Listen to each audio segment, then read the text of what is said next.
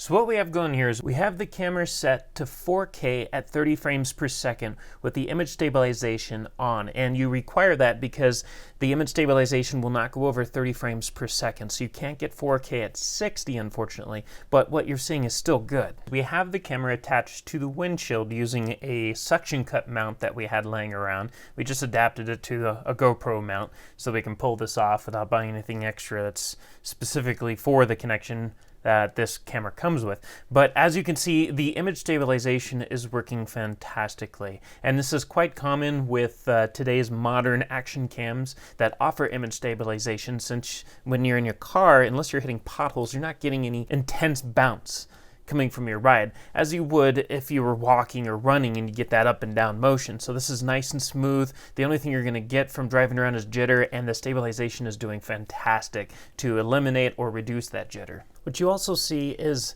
the image quality is also fantastic. Everything from your color accuracy to just how beautiful the resolution really helps to make the image look when you're shooting at 4K.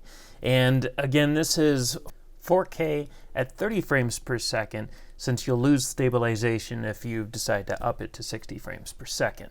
Now, when you're taking it for a walk, you are getting that up and down motion like I mentioned. It isn't as smooth as it would be driving around, so you do see this step in the image, but despite that, it's actually greatly reduced. This doesn't look bad at all. Compare this to like the older action cams, like GoPro 2 especially. That image was so bouncy while you're on the walk. This looks amazingly smooth compared to that.